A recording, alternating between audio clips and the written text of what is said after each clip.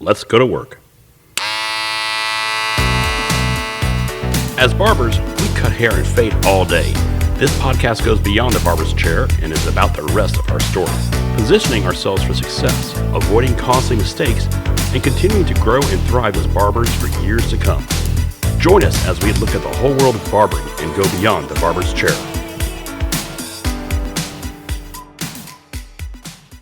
You know, we barbers, we know how to cut and fade, but we're not really taught how to handle taxes, especially if it's in a self-employment situation. We hear a lot of advice from here, some good, from there, some bad. And some of us wind up just getting in trouble with the IRS and sometimes not even knowing about it. The good news is there is hope for folks who are in trouble with the IRS. In my interview with Remona Baptiste, a CPA in the state of Georgia who specializes in tax preparation and resolution and planning, and has also helped many barbers get and keep their taxes straight, she talks about what to do if you think you're in trouble with the IRS, or if you know you're in trouble with the IRS. The good news is they will work with you. She breaks down the importance of having someone who deals with them on a day-to-day basis, do the talking for you, and to help you through the process. I'm going to get out of the way and let her break it down for us.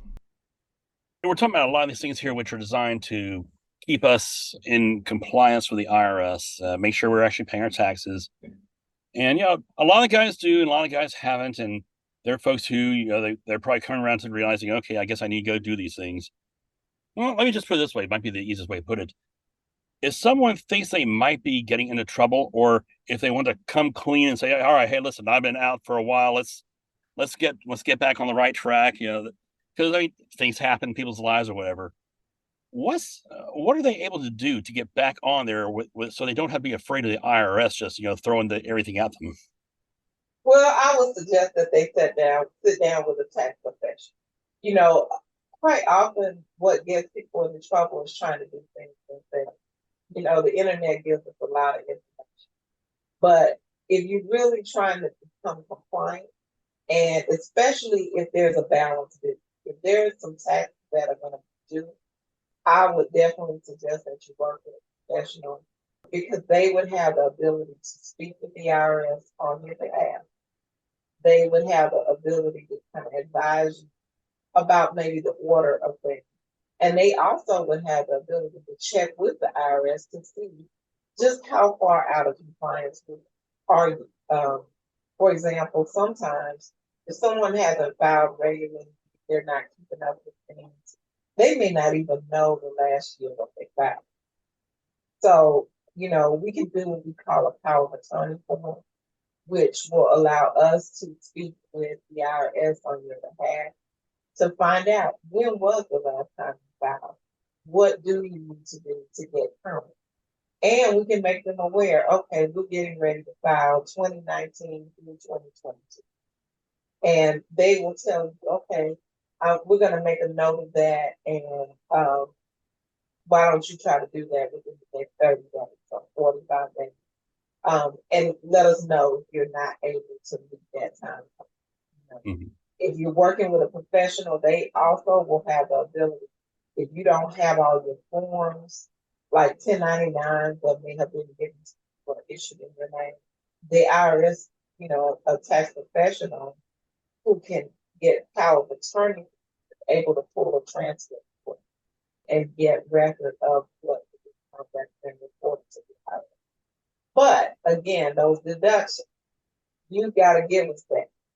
And so, you know, the longer you wait, it's harder, as you can imagine, to reconstruct expenses that happened 2-3 years ago versus something that just happened this year or last year. Right. So there are any number of penalties. There's a penalty for not filing the return that you're required to file, but there's also another penalty for non-payment. And believe it or not, the penalty for not filing is higher than the penalty. Okay? Wow. So you want to file even if you can't pay your balance, because your balance, you could possibly get a payment arrangement to cover your balance in the form of a monthly installment. Mm-hmm. But you always want to file on time or have an extension and file by the. So I want to kind of circle back. So if the person hasn't filed for a long time and they have, they might need some time to be able to put these together. Is it possible for them to go ahead and, hey, let's go and file this, and then what I find later, I can say, hey, by the way, I found these. Well, that's not advisable. Okay. So as a professional, if a professional is filing for you, we are not supposed to file a return that we know is not accurate. So if we are aware that the return is not accurate, we should not file for a time. As I mentioned, we can at least do some things to help get some of that information. But the expenses, that's something you would have to reconstruct and get to us. So I wouldn't advise you just filing and filing again later, because that would be the equivalent filing inaccurate. And then it also raises some eyebrows in terms of if you're doing that repeatedly, in terms of making you susceptible to audit, because it looks like you're doing something that you should. Right. Yeah, I guess so. So it's best for them to go ahead and just have it and ready to go and do the best you can, and then let the pieces fall. I mean, it's better just go and get compliant, get on the right step, than to continue going down the wrong way. If I'm understanding that correctly. That's correct. And if you have a desire to get a payment plan, step one is to be compliant with all your filings. So you cannot get a payment arrangement if you have returns that are not filed. So let's say you got 5 years not filed, you have to file all of them in order to request a payment plan. Makes sense. The IRS will typically give you up to 72 months arrangement, Hmm. and depending on what the amount of the balance is. In some cases, for a smaller balance, you may not even need to submit a lot of different documentation in order to be able to get a payment plan. Now, when your balance starts climbing, say over 25,000, over 50,000, there's some additional disclosures that you have to make in order to get an arrangement. That makes sense. Outside of not filing and filing inaccurately, where do people generally get in trouble when it comes to taxes? Well, deducting things that are not deductible, like some of those non-deductible expenses we talked about earlier. So embellishing, fabricating things. That's probably number one. Then, non-payment and it just building. And then the other thing is, as a self-employed person, the IRS, if even not just self-employed, anyone who has a balance that's in excess of $1,000, the expectation is from year to year, by the end of the year, your balance is going to be paid, even if you haven't filed it. So we have what we call estimated tax payment. Hmm. And if you don't make your estimated tax payment, you're anticipating that your business is profitable, you're going to have a balance due when you file your taxes. If you file an extension, it does not extend the time to pay, it extends the time to file. So if you have a balance due, you still should be making estimated tax payment upfront.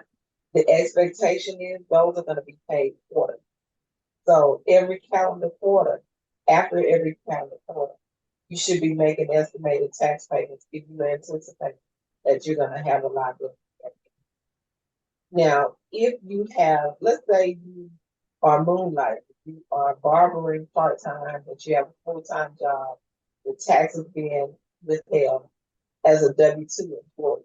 If you have taxes being withheld from an employer, you could always increase those taxes, ask for additional funds to be taken out, and have your employer make those payments so that you don't have to make estimated taxes. And by the time you file for the year, you paid all your taxes through your withholding from employment.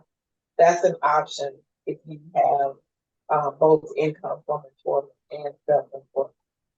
Oh wow, But actually be ahead of the game. right, you can be a little bit ahead of the game. But Wow. change the amount of taxes that you owe. It just changes when you're paying it and how, right? But if all you do is self-employment, if you are anticipating a profit, which is what most of us want, you should be making ongoing quarterly tax returns. That's it for today's episode of Beyond the Barber's Chair. I put links for my guests and for anything we discussed in the description. I hope you got something great and that it helps you as a barber and in life. If you like the podcast, I hope that you will tell a friend about it and subscribe so that you don't miss any upcoming shows. I'll see you next time as we go beyond the Barber's Chair.